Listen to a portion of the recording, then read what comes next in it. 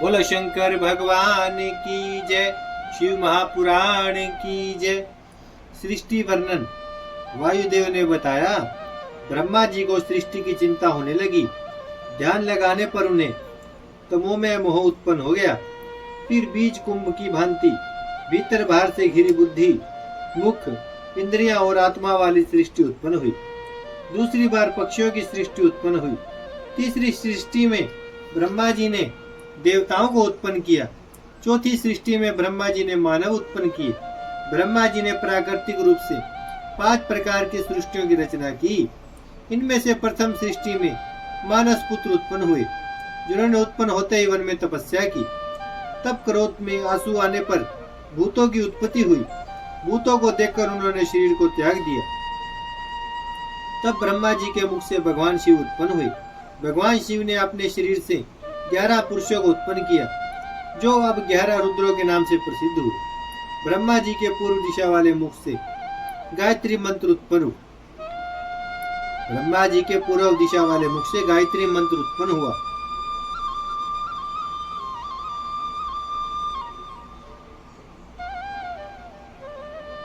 उनके दक्षिण दिशा वाले मुख से वेद उत्पन्न हुए।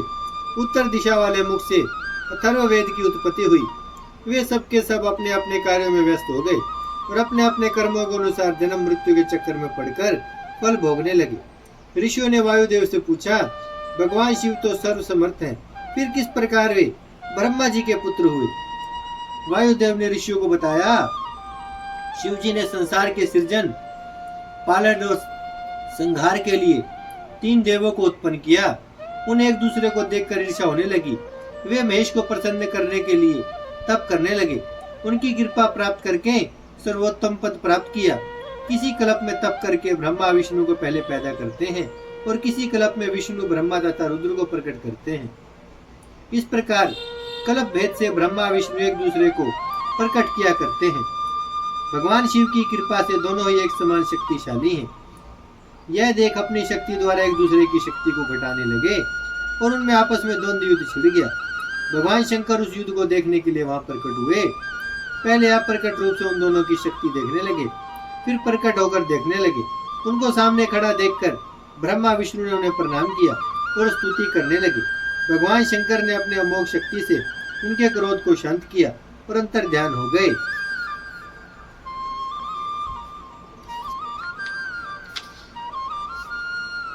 रुद्र की उत्पत्ति। रुद्र की उत्पत्ति। वायुदेव जी बोले, हे ऋषियों, अब मैं आपको रुद्र की उत्पत्ति के बारे में बताता हूँ। ब्रह्मा जी जब अंड से प्रकट होकर कल्प में यह देखते हैं कि मेरी रची हुई सृष्टि बढ़ रही है, तब वह बहुत दुखी हो जाते हैं। तब इनका दुख समाप्त करने के लिए हर कल्प में महेश्वर की इच्छा से रुद्र भगवान पुत्र रूप में ब्रह्मा जी से प्रकट होते हैं। जब ब्रह्मा जी भगवान रुद्र से सृष्टि रचने की प्रार्थना करते हैं, तो शिव जी अपने जैसे ही स्वरूप वाले जटाधारी 11 रुद्र उत्पन्न करते हैं। तत्पश्चात ब्रह्मा जी को पुनः सृष्टि रचने का आदेश देकर शिव जी अंतर ध्यान हो जाते हैं। शिव शिवा की उत्पत्ति। वायुदेव जी बोले, हे ऋषियों, जब ब्रह्मा जी ने अनेकों प्रकार से सृष्टि उत्पन्न की, तब भी अनेकों प्रयत्न करने पर भी सृष्टि में वृद्धि होती दिखाई नहीं दी। तब उन्होंने मैथुन द्वारा सृष्टि की रचना करने का विचार किया। यह विचार उत्पन्न होने पर ब्रह्मा जी ने कठोर तपस्या करनी शुरू कर दी। वे शक्ति के साथ भगवान शिव को ध्यान में धारण कर कठोर तपस्या करने लगे। उनके तप से खुश होकर शिव जी प्रकट हुए। उस समय शिव जी का आधा शरीर स्त्री का और आधा शरीर पुरुष का था। ब्रह्मा जी ने उठकर उन अर्धनारीश्वर भगवान शिव की शक्ति सहित स्तुति की। हे सर्वगुण संपन्न भगवान महेश्वर तथा जगत जननी शक्ति स्वरूपा, आपकी जय हो। आप तरह तरह से संसार की रचना करने में समर्थ हो, आपकी जय हो। आप सृष्टि रचना का मुझे आशीर्वाद प्रदान करो। अनेकों स्तोत्रों द्वारा ब्रह्मा जी ने शिव शिवा की स्तुति की। मैथुनी सृष्टि की उत्पत्ति। वायुदेव जी बोले, ब्रह्मा जी ने जब शिव शिवा की अनेकों प्रकार से स्तुति की, तो भगवान शंकर जी मंद मंद हास्य करते हुए बोले, मैं तुम्हारी मनोकामना को अच्छी तरह से समझ गया हूँ। तुमने सृष्टि को बढ़ाने के लिए जो यह महान तप किया है, इससे मैं तुमसे अति प्रसन्न हूँ।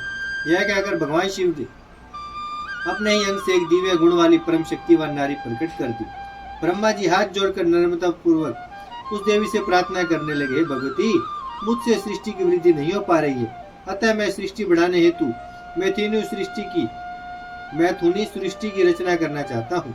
परंतु यह तभी संभव है जब नारी की रचना हो जाए। इसलिए आप अपने अंश द्वारा मेरे पुत्र तथा दक्ष पुत्री बनने की कृपा करें, तभी आपके द्वारा सृष्टि रचना में वृद्धि हो सकती है। ब्रह्मा जी की प्रार्थना सुनकर देवी ने प्रसन्न होकर अपने भ्रुकुटियों के मध्य से अपने समान तेजस्वी शक्ति उत्पन्न की। भगवान शंकर ने इस शक्ति को देखकर कहा, तुम तपस्या द्वारा ब्रह्मा जी की आराधना करो और ब्रह्मा जी की इच्छा को पूर्ण करो। इस शक्ति ने महेश्वर की आराधना स्वीकार कर ली। इस तरह ब्रह्मा स्वरूप वाली शक्ति ब्रह्मा जी को प्राप्त हुई। वह महाशक्ति भगवान शंकर में लीन हो गई। भगवान शंकर भी अंतर ध्यान हो गए। इसके पश्चात महाशक्ति ने तप करना प्रारंभ कर दिया। उन्होंने सिद्धि प्राप्त कर दक्ष के यहाँ जन्म लिया। उनसे मैथुनी सृष्टि चल पड़ी। बोलो शंकर भगवान की जय, शिव महापुराण की जय। भजमन नारायण नारायण नारायण, श्रीमन नारायण नारायण, लक्ष्मी नारायण नारायण नारायण, सत्य नारायण नारायण नारायण, भजमन नारायण श्रीमन नारायण, लक्ष्मी नारायण सत्य नारायण, भजमन नारायण नारायण नारायण।